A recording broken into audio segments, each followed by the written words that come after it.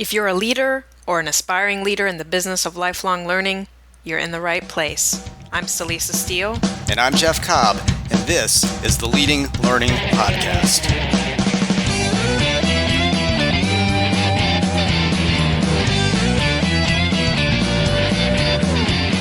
Hey there, we are back with another episode of the Leading Learning Podcast, specifically episode 42. And this time around, we're going to discuss what we consider to be one of the most important, most pressing issues facing providers of lifelong learning right now, and that's showing that your offerings are actually having an impact. Before we turn to that, though, we want to be sure to highlight our annual Leading Learning Symposium, which is an event designed specifically for senior leaders at organizations in the business of lifelong learning, continuing education, and professional development. We'll be holding this symposium in Baltimore again this year on October 24th and 25th, and we've really already got a great group coming together for it. So we hope you'll join us for that. To find out more about what the symposium has to offer and to see the great things that last year's attendees had to say about it, just visit the website for the event at symposium.leadinglearning.com. And we'd also like to thank CommPartners, makers of the Elevate Learning Platform, for being the sponsor for this episode of the Leading Learning Podcast. And you can find out more about CommPartners at CommPartners.com. But now let's turn to this issue of impact. And, we had a lot of things kind of spark our thinking around this. I was, for instance, recently at a client site, and the person who was the chief technology officer there asked, to try to kind of cut to the chase and say, okay, we're trying to develop this new technology strategy, really a new learning strategy. I mean, what is the most important thing that we need to be worried about right now? And my response was really one word: impact. I just think that it's so critical right now for organizations that are offering lifelong learning to be able to demonstrate impact. So you had that exchange with the CTO. We've also been thinking about impact a lot recently because we just held a webinar on performance improvement, which in our minds is very much about impact and being able to really show that the learning is producing these results. I also recently interviewed Dr. Will Thalheimer for the Leading Learning Podcast. So there we were talking about improving Smile Sheets, really making them more performance focused. So really directing them to get at the impact of the learning. And plus, it's one of the themes for the symposium, because at the symposium, we talk about really helping individuals to drive the reach, revenue, and impact of their learning business. Yeah, so top of mind for us right now, this has been a theme that's run throughout our work for years now, something I wrote quite a bit about in Leading the Learning Revolution. And it seemed, past time to actually sit down and talk about it in some detail in a podcast. But, as we embark on that, maybe we should talk a little bit about, why it's so important right now, because I think it has become more and more important. And I've personally felt that, in the past few years, even the need to be able to demonstrate impact is much higher.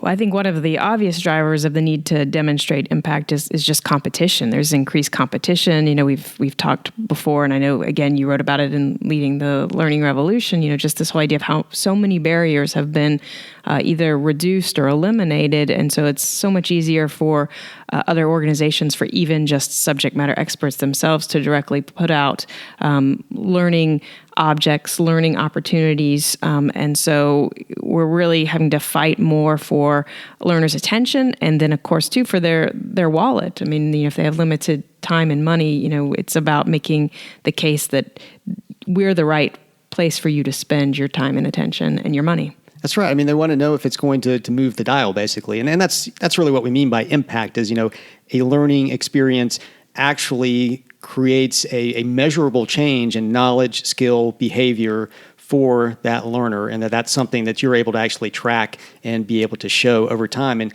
you're going to need to be able to show it to learners, probably just as importantly, maybe even more importantly in many instances, being able to show that to employers who are, of course, often the people who are funding these learning experiences, making the decisions about whether their employees are going to participate or not. So to the extent that you can show that you are, in fact, making positive changes in skills, knowledge, behavior, that you can show that impact impact, you're going to be much, much more likely to have some claim over those budget dollars.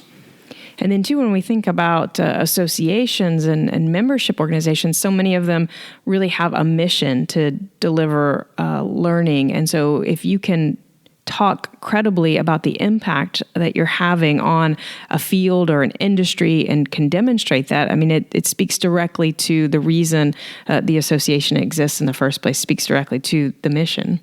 And I think, too, that we've reached a point now, this is another big reason why it's so important, is that you can measure that. I mean, there are many, many more ways, mostly because of what technology has made possible for even an organization with relatively limited means to leverage tools that are available on the web, on the internet, through mobile technologies, to actually be able to track and assess whether learning has had an impact or not. So, as it's more possible for organizations to do that, more and more are going to take advantage of it, and kind of goes back to the first point around competition. We're going to see more and more learning providers saying, hey, we do know how to move the dial on this particular body of knowledge, this particular set of skills, this particular type of behavior, and we can show you that we did it.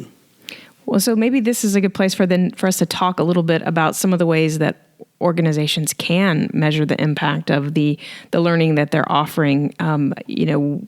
I definitely see possibilities all along a spectrum that there can be, more informal, more kind of casual, less expensive ways to measure, all the way up to obviously very buttoned up, highly professional, serious longitudinal studies.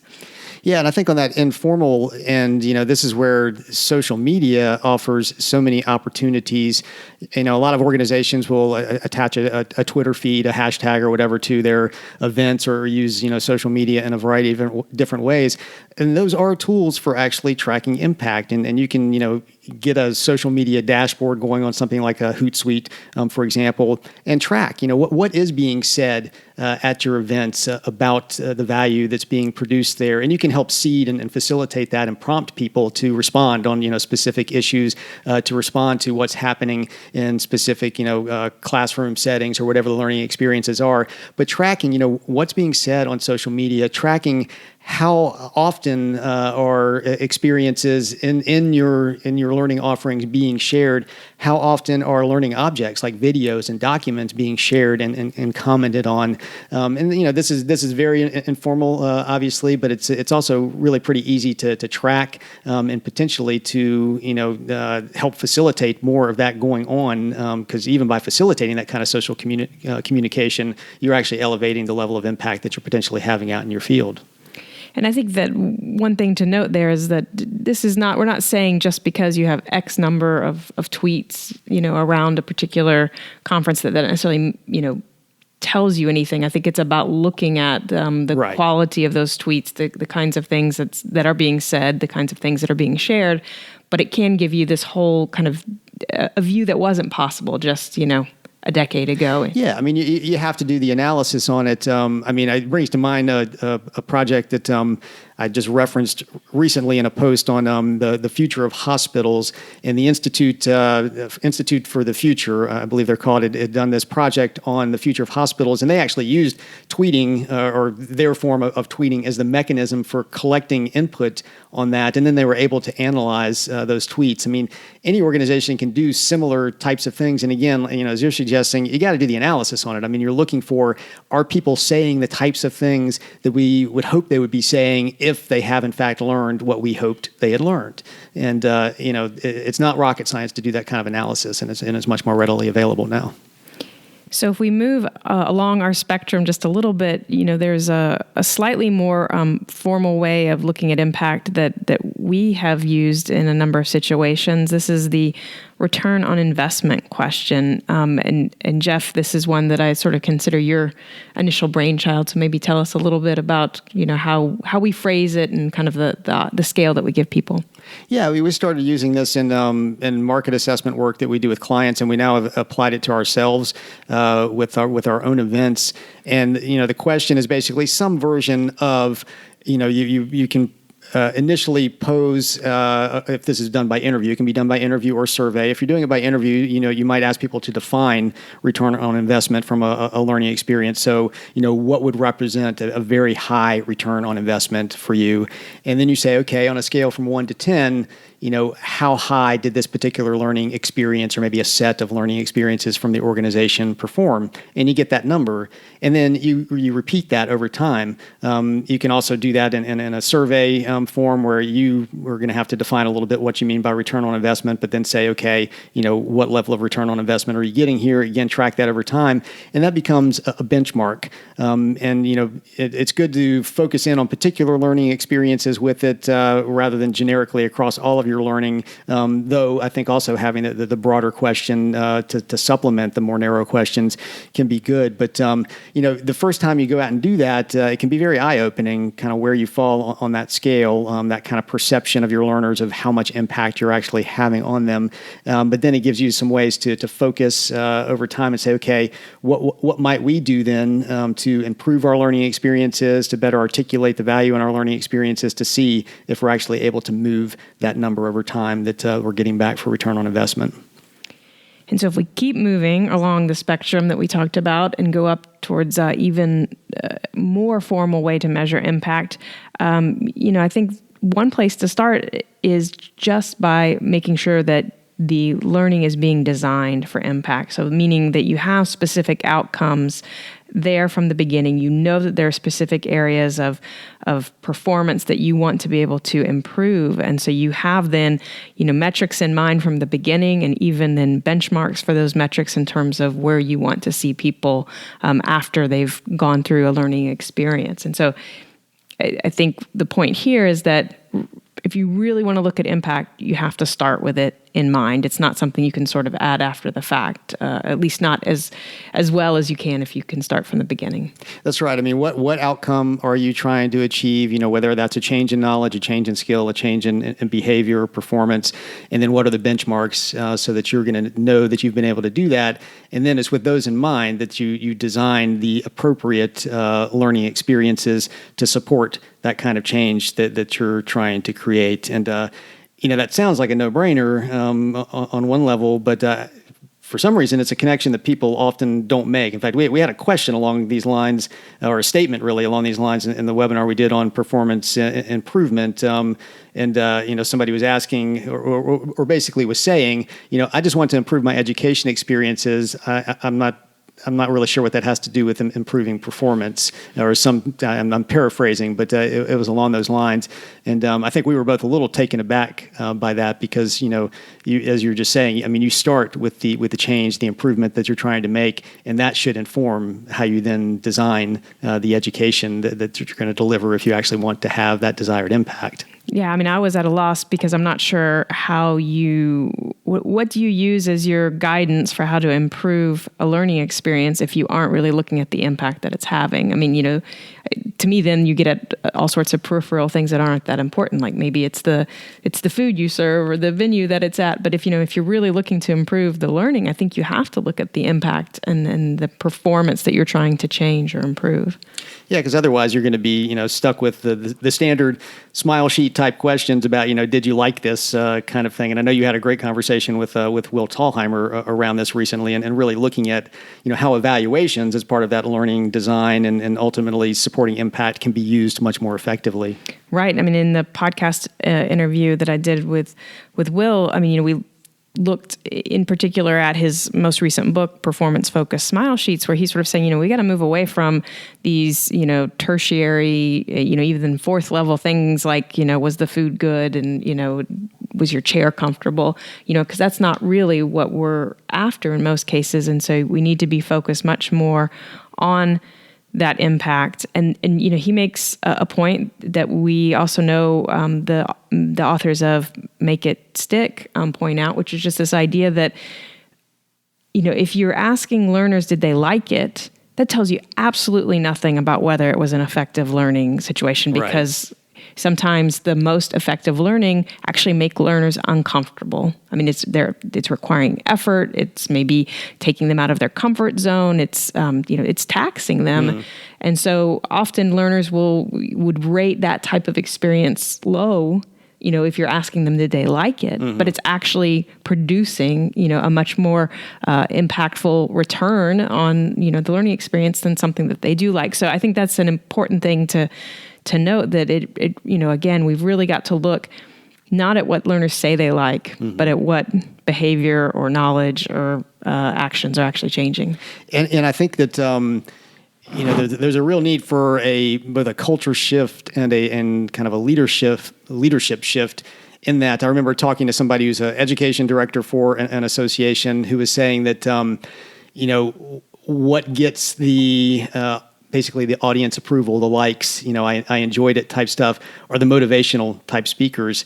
And so they keep bringing in motivational type speakers rather than educational type speakers, because their audience is telling them they like it. And we're not arguing that, people shouldn't like the learning experiences that they're participating in. But I would argue that, particularly as an association or a mission-driven organization, I mean, part of your responsibility is to lead learning and to help elevate the learning, the knowledge in the profession. And at times that may mean that it's not going to be the motivational speaker. It's going to be somebody who clearly does have well-designed educational type experience. But I think, communicating that to the audience, helping your members understand what constitutes a education or a learning experience that's going to stick, and why that's important, and to create that sort of culture within the organization itself, but then, more broadly across whoever the organization is serving, that, learning is really what we're pursuing. It's not just the smile sheet type stuff. So let's go back to this, what does it actually look like to look at impact, and how can we measure it? And so we just were talking about, what Will Thalheimer says about, the inadequacy of your standard smile sheet. And so, what do you do instead to really get at impact? And I think thinking about those evaluations that most organizations do some type of evaluation after a learning experience. And so it's, I think, being more careful about how you structure those evaluations. For one thing, rather than having it be sort of self-reporting on whether or not you learned something or whether or not you plan to apply something, it could just be doing something that's much more assessment based around the content of that learning experience. So rather than asking people if they learned something, you actually give them a scenario that's as close to a real world scenario, and see how they respond. And then, you're getting them to then test their knowledge, and you're getting a much more accurate indication of whether or not that learning helped them then in this real world situation. Yeah, and I think there tends to be a reluctance on the part of providers of adult lifelong learning to do assessment at all. It tends to happen more in the online world, I think, or at least in the self-paced online world. But for your average, live place-based event, or for your average webinar, there's going to be no assessment afterwards. And I think there's this assumption that adults won't like that. I mean, we go back again to the smile sheet stuff. We're just here to entertain and motivate, and not necessarily to actually give an accessible learning experience. But I think most adults do actually appreciate knowing whether they have learned something or not, and whether they might have something else to do to master a particular knowledge, skill, or behavior if they actually care about it. Well, I think, again, it gets down to how is it designed. I mean, I think a lot of people really like assessments if they're presented in a certain light. I mean, all the quizzes in magazines, or you go out and find out what your personality type right, is, yeah. Or, clearly there's something that people like about that. So I think it is about, if it doesn't just feel like an empty multiple choice question right. that's, designed for sixth graders or something, if it feels like this really is sufficient to the adult learner that you're dealing with, I think then they tend to take it seriously. And I think, a couple other places where organizations can probably improve is around the number of evaluations. So having more of a pre and post learning intervention evaluation, so that then you can get a sense of, okay, this was sort of the baseline going in, and then here's where we've seen change going out. And then I think another place where a lot of organizations can improve is not necessarily asking just after the learning intervention, but doing it, a couple days after, and then maybe a couple weeks or a couple months after. But if you're really looking to create a long-term change, you need to not just assess right away when it's top of mind for the learner, and the learner is going to probably do better than if you're asking her again a few weeks or months out. So again, if you're really looking for the impact, you're going to have to not be afraid of finding out that there is the forgetting that happens. And so it's going to be about, if once you see that, what can we do to support the learners on that ongoing basis? Right. And we should be clear, we're not arguing that you do this on every single learning experience that you create. We know a lot of listeners are probably groaning right now and saying, I have no resources to do this kind of thing. But I mean, this should be a priority, and there should be at least a subset of your learning experiences where you do undertake some targeted efforts at measuring impact. And again, as we said, there are ranges. So, starting with that formal, let's track what's, being said out there, what's being shared. Let's do the somewhat more formal ROI type question up to, let's really design against performance improvement and outcomes. Let's use evaluations effectively. Let's use assessments effectively. You'll probably engage across that spectrum just depending on what the learning activity it is. But, try to have one or two at least where you really are doing a concerted effort to measure the impact. Because A, you want to have that impact, but B, once you've done that, you can start telling your audience about it. And I think there's probably nothing that sells education better. In fact, we know this from our own surveying of many, many lifelong learners at this point, that they like to know that they're participating or if they're making a decision about whether to participate in an educational event or not, they want to know that it has some sort of proven record of improving performance or improving knowledge or improving skills. So this all becomes part of your marketing. Absolutely. So your impact, your look at impact goes right to your mission, and it becomes part of your marketing.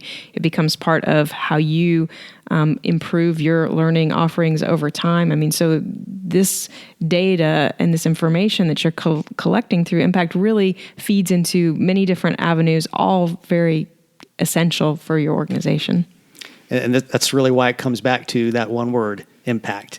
I mean, it's embedded in everything. It really informs not just your educational strategy and operations, but really everything that the organization is capable of doing. So we're obviously big on impact, and as we're winding down here, we want to mention again an event that we're having that has impact as one of its major themes, and that is our Fall Leading Learning Symposium. And again, that's an event for senior leaders at organizations in the business of lifelong learning. So people who are really charged with the strategic and financial aspects of their lifelong learning business, but also obviously are very much concerned with that business having an impact in the field or industry that they're serving. And again, to get information about that, you can go to symposium.leadinglearning.com. We'd also like to thank CommPartners again for sponsoring this episode of the podcast and giving us the opportunity to have this conversation about impact. To get show notes for this episode, go to leadinglearning.com/episode 42. And while you're there, you will see various options for subscribing to the podcast. And if you're getting value out of the podcast, we would be truly grateful if you would subscribe. And we say it every time, but we would also be grateful if you'd take a minute just to give us a rating over on iTunes. And you can do that very easily by going to leadinglearning.com/iTunes. It doesn't take long to do, and it really helps others find the podcast, makes it kind of bubble up there in the iTunes algorithm. So we'd really appreciate it if you take a minute to do that. And it's sort of an ROI look at the podcast. It's our way of seeing some of the impact of the podcast. That's right, our own piece of data about impact. So finally, consider telling others about the podcast. You can send out a tweet by going to leadinglearning.com/share, or if tweeting isn't your thing, you can pick another social network of your preference and spread the word that way. So thanks again, and we'll see you next time on the Leading Learning Podcast.